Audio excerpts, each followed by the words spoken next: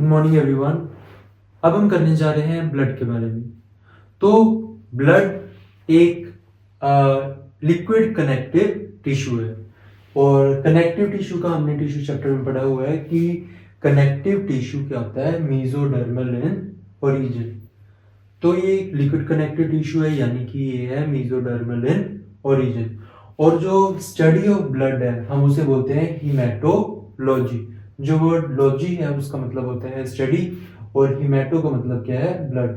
तो study of blood को हम क्या बोलते हैं, हीमेटोलॉजी। हीम वर्ड जो है इसके अंदर जो ब्लड के अंदर पिगमेंट होती है हीमोग्लोबिन, तो वहां से है ये। और जो इसका नेचर है ब्लड का वो होता है स्लाइटली एल्कलाइन। हमें पता है कि जो पीएच स्केल है उस पे जो 7 वैल्यू है उसका मतलब होता है न्यूट्रल, और जो ब्लड का पीएच होता है वो होता है 7.4। तो न्यूट्रल से थोड़ा सा ज्यादा है और 7 से अबव जितनी भी वैल्यूज होती हैं वो होती है एल्कलाइन।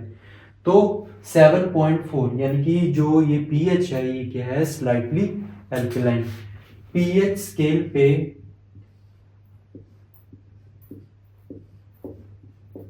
जो वैल्यूज 7 से जितना हम इधर जाएंगे 6, 5, 4 उतना ज्यादा क्या होता जाएगा, वो एसिडिक। और 7 से जितना आगे की तरफ जाएंगे 8, 9, 10 अप टू 14 उतना ज्यादा क्या होगा, वो एल्कलाइन नेचर। और जिसका पीएच 7 होता है यानी कि ना वो एसिडिक है ना वो एल्कलाइन है।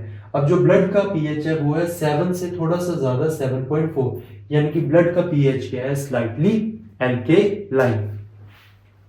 अब ब्लड का जो कलर होता है वो रेड कलर का होता है, और रेड कलर का इसलिए होता है क्योंकि इसके अंदर एक आयरन कंटेनिंग पिगमेंट है जिसका नाम है हीमोग्लोबिन। तो ब्लड का कलर जो रेड है वो इस पिगमेंट के कारण होता है, जिसका जो कि आयरन कंटेनिंग पिगमेंट है और उसका नाम है हीमोग्लोबिन। और एक हेल्दी इंडिविजुअल में about 5 to 6 litres of blood होता है। एक healthy individual of human being उसके अंदर कितना ब्लड होता है, 5 to 6 लीटर्स। अब ब्लड का कलर रेड है। अब जो ऑक्सीजनेटेड ब्लड है यानी कि वो ब्लड जिसके अंदर ऑक्सीजन डिसॉल्व है उसका कलर होता है ब्राइट रेड। और डीऑक्सीजनेटेड ब्लड यानी कि वो ब्लड जिसके अंदर कार्बन डाइऑक्साइड डिसॉल्व है उस ब्लड का कलर होता है पर्पलिश रेड। अब क्योंकि सारी arteries accept pulmonary artery carry करती है ऑक्सीजनेटेड ब्लड, इसीलिए हम आर्टरीज को ड्रॉ करते हैं रेड कलर में। और जितनी भी वेन्स हैं वो डीऑक्सीजनेटेड ब्लड कैरी करती हैं एक्सेप्ट पल्मोनरी वेन, इसीलिए जो वेन्स हैं हम उसको ब्लूइश पर्पल कलर में ड्रॉ करते हैं। तो ये थे कुछ पॉइंट्स ब्लड के रिलेटेड।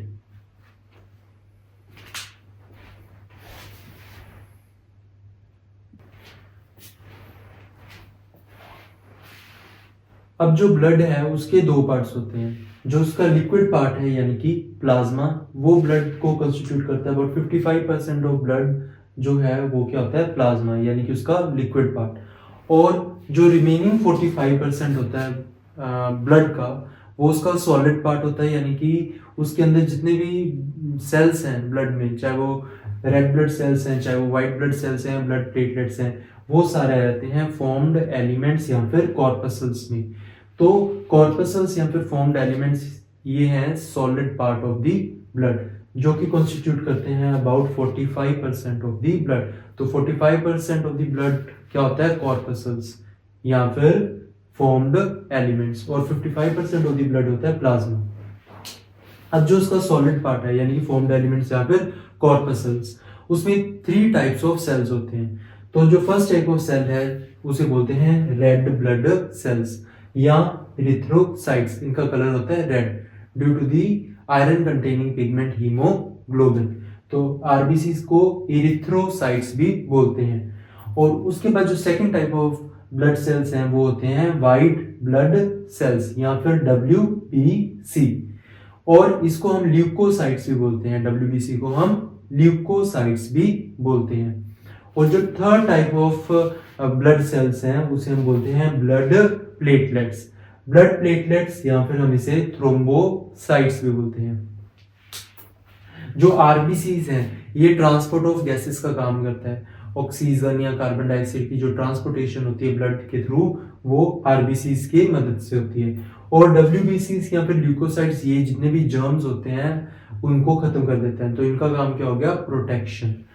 और ब्लड प्लेटलेट्स जो हैं ये जहां भी इंजरी होती है वहां पर ब्लड क्लोटिंग में हेल्प करते हैं, तो इनका काम क्या हो जाता है, ब्लड क्लोटिंग। और डब्ल्यूबीसी का काम हो गया प्रोटेक्शन अगेंस्ट जर्म्स, और आरबीसी और एरिथ्रोसाइट का मेन फंक्शन हो गया जैसे transport of gases, transport of respiratory gases, that is oxygen and carbon dioxide. अब आता है हमारा प्लाज्मा यानी कि liquid part of the blood, और इसमें जो मेन कंपोजिशन है प्लाज्मा की वो होती है वाटर। वाटर अबाउट 90% प्लाज्मा क्या होता है, वाटर। और 1% उसका पार्ट होता है इनऑर्गेनिक सॉल्ट। इनऑर्गेनिक सॉल्ट में जैसे chloride ion, sodium ion, potassium ion, bicarbonate ions, तो ये सारा जो कॉन्स्टिट्यूशन है ये इसका इनऑर्गेनिक सॉल्ट्स, ये अबाउट 1% होते हैं प्लाज्मा का। और प्रोटीन्स जैसे एल्ब्यूमिन प्रोटीन, फिब्रिनोजन प्रोटीन, इसके बारे में हम डिटेल में बाद में करेंगे, लेकिन जो प्रोटीन्स है वो 7 to 8% कॉन्स्टिट्यूट करते हैं। प्रोटीन जैसे कि एल्ब्यूमिन हो गया, फिब्रिनोजन और प्रोथ्रोम्बिन, और अदर्स, और बाकी जितना भी मटेरियल है ब्लड में वो भी अबाउट 1 to 2% कॉन्स्टिट्यूट करता है। और इसमें आ जाता है जैसे कि फूड एब्जॉर्ब, जितना भी अब स्मॉल इंटेस्टाइन वगैरह हमारे एलिमेंट्री कैनाल में फूड एब्जॉर्ब हुआ है वो भी अदर्स का पार्ट आ जाता है ब्लड में। और यूरिया जो भी वेस्ट प्रोडक्ट है हमारी बॉडी में वेस्ट प्रोडक्ट बना है यूरिया, वो भी ब्लड का पार्ट है। और इंटरमीडिएट कंपाउंड्स जैसे कि लैक्टिक एसिड जो कि anaerobic respiration during Stearns exercise बनता है, वो भी पार्ट होता है अबाउट ऑफ प्लाज्मा। और इसने ब्लड के थ्रू लैक्टिक एसिड ने जाना होता है लीवर तक। और उसके बाद आ जाता है इम्यूनोग्लोबिन्स या फिर एंटीबॉडीज। जितने भी एंटीबॉडीज हैं ये इम्यूनोग्लोबिन्स हैं। एंटीबॉडीज का ही दूसरा नाम है इम्यूनोग्लोबिन्स, वो भी प्लाज्मा के अंदर डिसॉल्व होते हैं। और कोलेस्ट्रॉल भी प्लाज्मा के अंदर प्रेजेंट होता है। तो ये सारे कुछ और सब्सटेंसेस के नेम हैं जो कि ब्लड प्लाज्मा के अंदर प्रेजेंट होते हैं।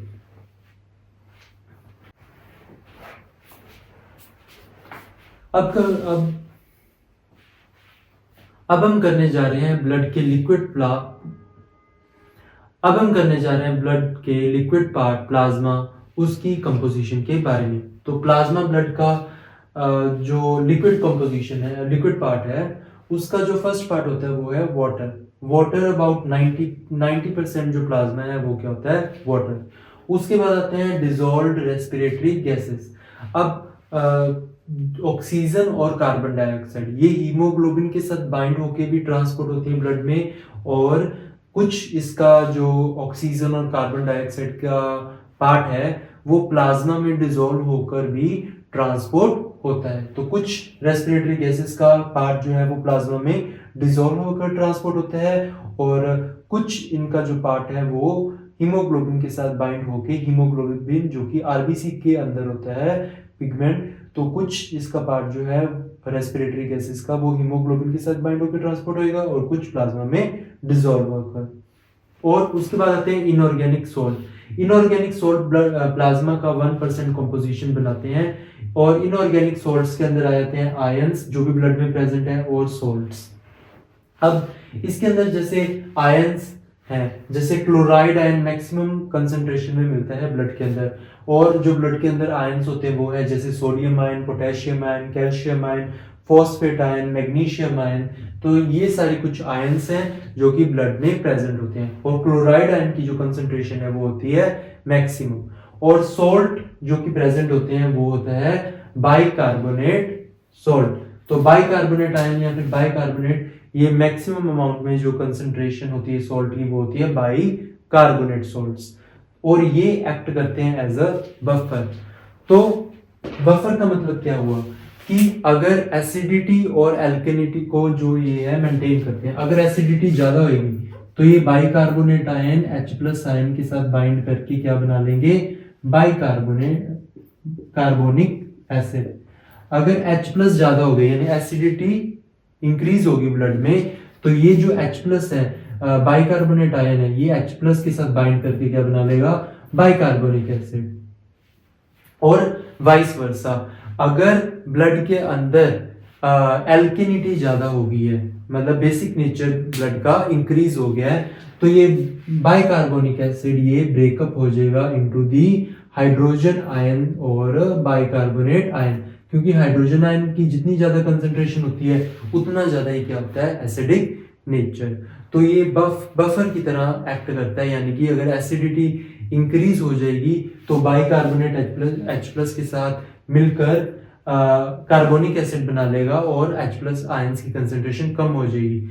और अगर बेसिसिटी ज्यादा है, जो बेसिक नेचर है ब्लड का वो ज्यादा है, तो बाइकार्बोनिक एसिड जो है, कार्बोनिक एसिड जो है वो ब्रेकअप हो जाएगा into the H+ ions and bicarbonate ion, और H+ आयन से फिर क्या हो जाएगी, एसिडिक नेचर क्या हो जाएगा, इंक्रीज, और बेसिक वाला क्या हो जाएगा, कम। तो ये बफर की तरह एक्ट करता है, एक जो ब्लड का पीएच है उसको मेंटेन करने में हेल्प करता है, ना उसको एसिडिक नेचर की तरफ ज्यादा जाने देता है, ना उसको एल्कलाइन नेचर की तरफ ज्यादा जाने देता है।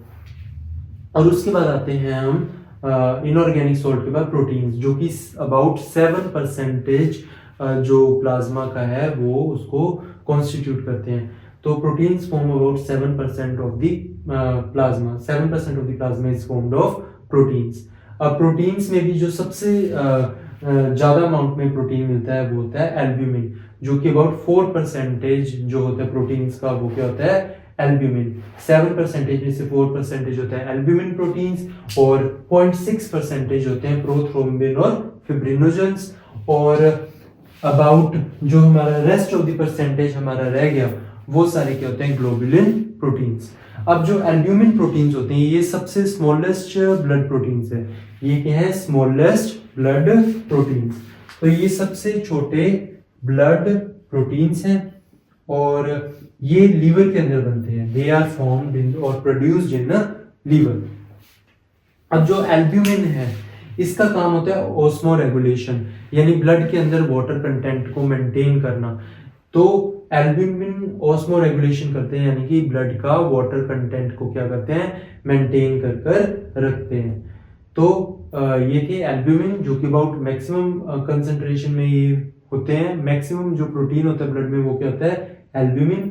और जो सबसे छोटा ब्लड प्रोटीन है वो भी क्या है, एल्ब्यूमिन, लीवर में बनता है और ऑस्मो रेगुलेशन यानी कि वाटर कंटेंट जो है ब्लड का उसको मेंटेन करने में ये मदद करता है। और जो सेकंड टाइप ऑफ प्रोटीन है वो है प्रोथ्रोम्बिन और फिब्रिनोजेंस। ये लार्जेस्ट ब्लड प्रोटीन्स हैं जो कि लीवर के अंदर बनते हैं और ब्लड क्लोटिंग के में हेल्प करते हैं। तो ये लार्जेस्ट ब्लड प्रोटीन है और लीवर के अंदर बनते हैं और ब्लड क्लोटिंग में ये हेल्प करते हैं, जिसको हम ब्लड क्लोटिंग जब डिटेल में करेंगे तब हम इसके रोल के बारे में भी पढ़ेंगे। तो प्रोथ्रोम्बिन ये है लार्जेस्ट ब्लड प्रोटीन। और उसके बाद आते हैं ग्लोबुलिन्स। ग्लोबुलिन्स जो होते हैं 3 टाइप्स ऑफ ग्लोबुलिन्स होते हैं, alpha, beta and gamma. Globulins 3 तरह के हैं, अल्फा, बीटा एंड गामा। जो अल्फा और बीटा ग्लोबुलिन है ये ट्रांसपोर्ट ऑफ न्यूट्रिएंट्स में इनका रोल है। They alpha and beta globulins they help in transport of nutrients. और जो गामा ग्लोबुलिन है, जो गामा ग्लोबुलिन है उनको हम क्या बोलते हैं, ऑल्सो कोल्ड एंटीबॉडीज। तो गामा जो ग्लोबुलिन है उसको हम एंटीबॉडीज भी बोलते हैं या फिर हम उसे इम्यूनोग्लोबुलिन्स भी बोलते हैं, या हम उसे क्या बोलते हैं, इम्यूनोग्लोबुलिन्स। अब जो ये इम्यूनोग्लोबुलिन्स हैं इसको हम आईजी की फॉर्म में भी लिख सकते हैं। और इम्यूनोग्लोबुलिन्स 5 तरह के होते हैं। जो फर्स्ट टाइप है वो है आईजीजी, सेकंड टाइप है वो है आईजीए, थर्ड टाइप है आईजीएम, फोर्थ टाइप है आईजीडी और फिफ्थ टाइप है जो इम्यूनोग्लोबुलिन की वो है आईजीई। अब इसकी जो कंसंट्रेशन है from highest concentration to the lowest, उसको हम इस ट्रिक से याद कर सकते हैं, गैम डी। तो जो आईजीजी है उसकी मैक्सिमम कंसंट्रेशन है, फिर ए की उससे कम है आईजीए की, फिर आईजीएम की उससे कम है, आईजीडी की उससे कम है, आईजीई क्या है, जो मिनिमम अमाउंट में इम्यूनोग्लोबुलिन मिलता है वो क्या है, आईजीई। तो हम इसे गैम डी से भी याद कर सकते हैं, from their maximum to their lowest concentration. तो ग्लोबुलिन्स ये 3 टाइप्स ऑफ प्रोटीन्स थे, मेनली 3 टाइप्स ऑफ प्रोटीन्स जो ब्लड में मिलते हैं वो है albumin, prothrombin and fibrinogen, and the third type is globulins.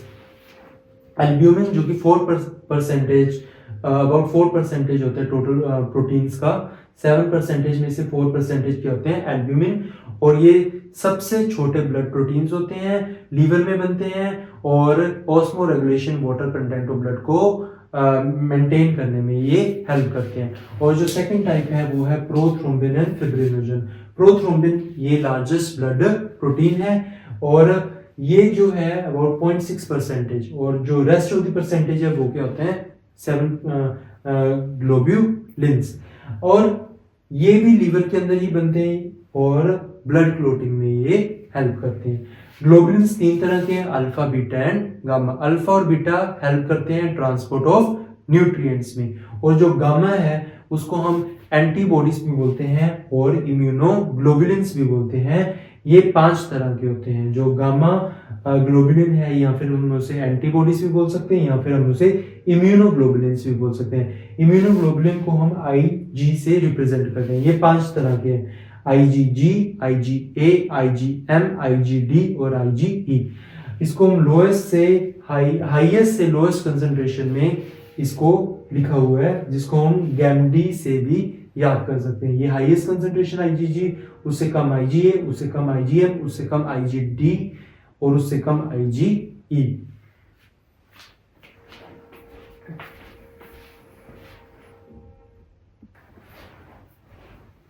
तो ये प्रोटीन्स का A, B और C पार्ट था, और D पार्ट जो है इसमें आता है एंटी कोएगुलेंट्स। जो ब्लड में, जो हमारी बॉडी के अंदर ब्लड सर्कुलेट हो रहा है उसमें क्लोटिंग ना हो उस ब्लड में, तो हेपरिन जो होता है वो ब्लड में क्लोटिंग नहीं होने देता, तो ये भी इसका पार्ट है।